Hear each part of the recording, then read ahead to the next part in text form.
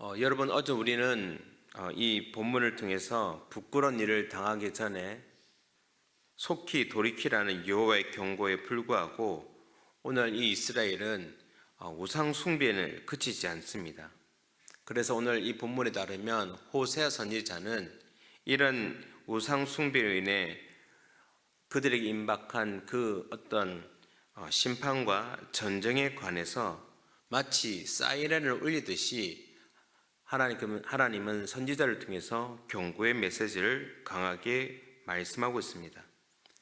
이처럼 안팎의 혼란에 대해 하나님이 경고하실 때 우리는 그분의 말씀에, 그분의 경고에 귀를 기울이고 마음을 다해 회개하며 돌아가야 하는 것이 마땅합니다.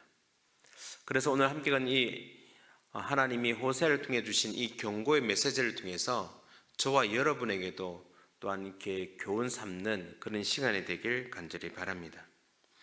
자, 여러분, 그럼 오늘 말씀에 따르면 하나님은 호세아 선지자를 통해서 두 가지 경고를 합니다. 첫 번째는 우상 숭배에 관한 경고입니다. 자, 다시 한번 본문 1절을 한번 보십시오. 우리 한번 읽어보겠습니다. 시작. 제사장들아 이를 들으라. 이스라엘 족속들아 깨달으라. 왕족들아 귀를 기울이라. 너희에게 심판이 있나니 너희가 미스바에 대하여 올무가 되며 다볼 위에 친 그물이 됨이라. 아멘. 영적 간음이라 할 수 있는 이 우상 숭배를 그치지 않는 이 이스라엘 백성을 향해 또 오늘 본문에 보면 하나님은 계속해서 경고합니다. 그 경고의 대상이 오늘 1절에 보면 제사장 그리고 이스라엘 족속 왕족들, 쉽게 얘기하면 모두에게 이 명령, 귀를 기울이는 명령을 하고 있습니다. 결국 이 말씀은 이 이스라엘의 영적 타락이라는 이 부분이 단순히 어떤 한 계층에 머무는 타락이 아니라 개인에서부터, 특별히 지도자로부터 시작해서 나라 전체에 이렇게 만연해 있음을 보여주는 내용인 것입니다. 그들의 음행과 더러운 짓을 오늘 말씀을 보면 3절 따르면 하나님은 다 아신다라고 말씀합니다. 이런 행위를 그치지 않는 한 이 이스라엘은 하나님께 돌아갈 수도 없고 또한 음란한 이 일들 때문에 결국에는 심판을 받을 수밖에 없음을 가르쳐주고 있는 것입니다. 사랑하는 성도님 여러분, 음란한 마음과 그 무지, 더 나아가선 교만과 죄악을 그대로 가진 채 거룩하신 하나님께는 돌아갈 수가 없습니다. 나아갈 수가 없습니다. 설령 그들이 찾아간다 할지라도 오늘 말씀에 따르면 여호와께서 만나주지 않으신다라고 말씀합니다. 자, 6절과 7절 한번 보십시오. 그들이 양떼와 소떼를 끌고 여호와를 찾으러 갈지라도 만나지 못할 것은 이미 그들에게서 떠나셨습니다.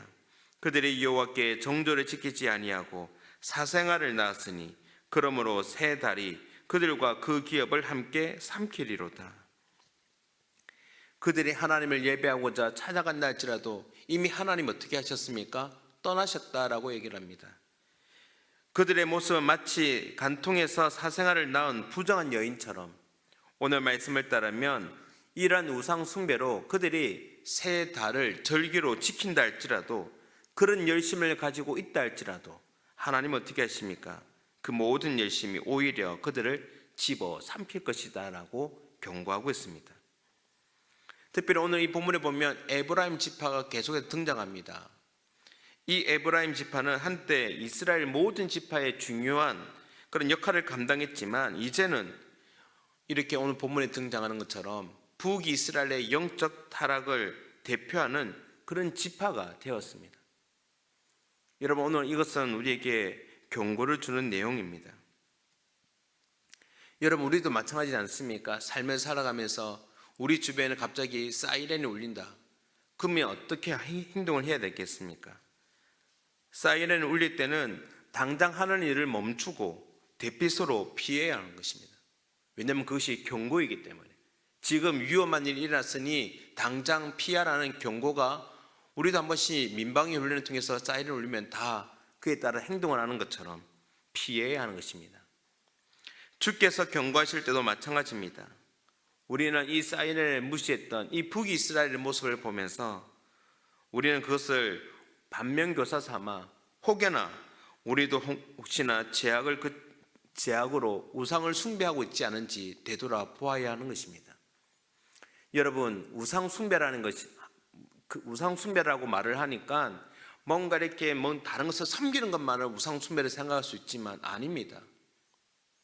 따져보면 내가 하나님보다 더 많이 사랑하는 것조차도 우상이 될 수 있습니다. 어떤 분에게는 건강관리를 위해서 하루에 3-4시간 동안 열심히 운동하는 그것조차도 때로는 뭐가 될 수 있을까요? 우상 숭배가 될 수 있습니다. 왜요? 그렇게는 섬기지만 그 시간보다 하나님을 섬기는 시간이 적다면 때로는 그것이 어떤 분에게는 우상 숭배가 될 수 있는 것입니다.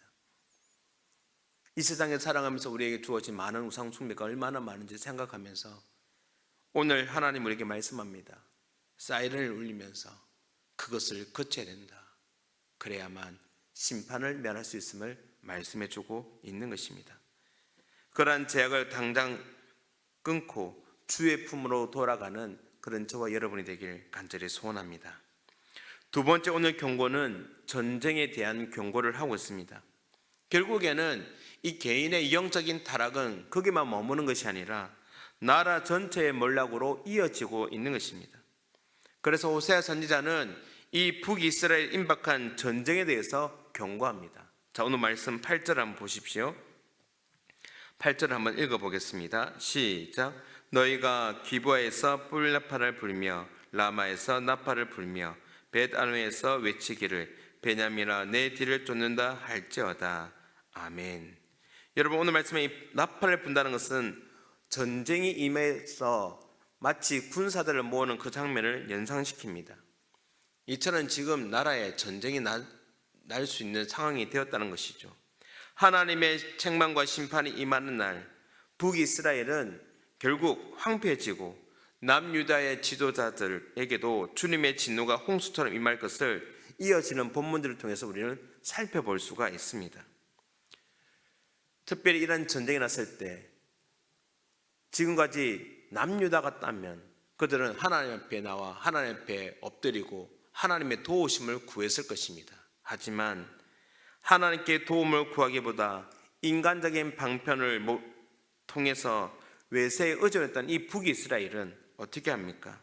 오히려 하나님보다는 외세를 의지하게 되어지고 그렇게 통해서 그들은 외침을 당하고 짓밟히고 말 것을 말씀합니다.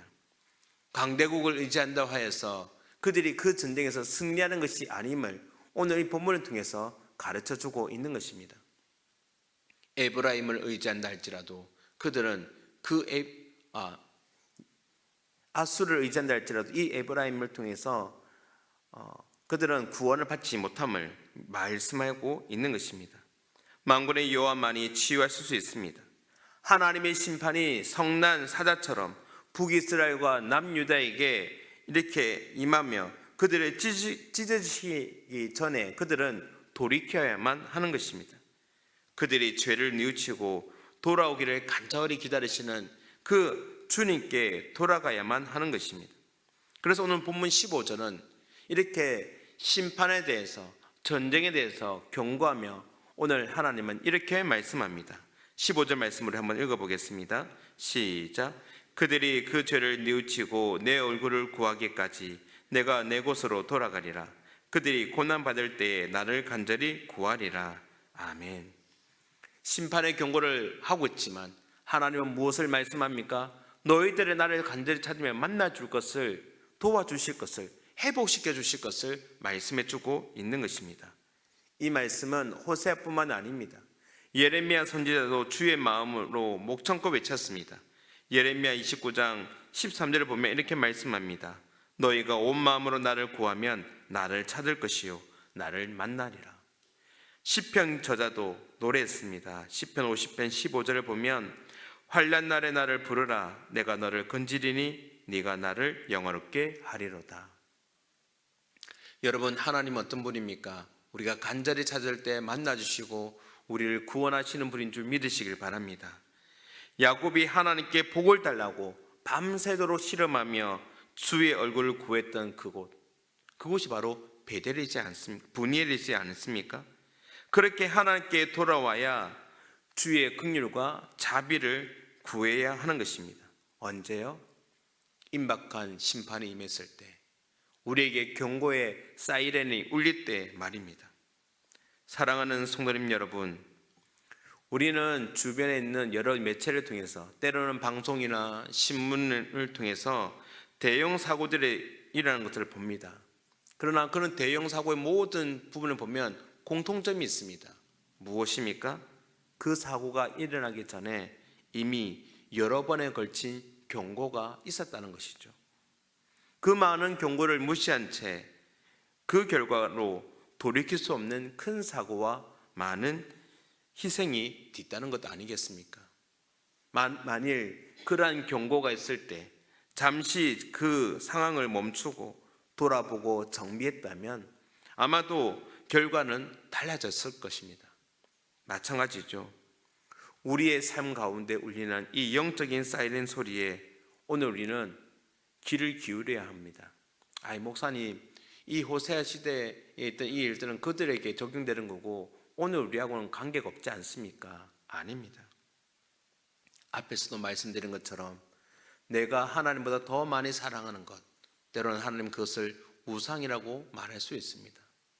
누군가에게는 자녀가 될 수도 있고, 누군가에게는 건강이 될 수 있고, 누군가에게는 세상에 많은 사람이 그렇게 원하는 돈이, 물질, 명예 등등 모든 것이 될 수가 있는 것입니다. 이 영적인 사이렌 소리가 들릴 때 우리가 해야 될 것은 잠시 멈추고 다시 한번 우리를 돌아보며 주께 돌아가 자비를 구하는 결단이 필요할 것입니다. 사랑하는 성도님 여러분, 오늘 말씀을 통해서 저와 여러분 모두가 다시 한번 하나님의 은혜 안에 거하는 그런 저와 여러분 모두의 삶이 될 수 있기를 주님의 이름으로 축원합니다.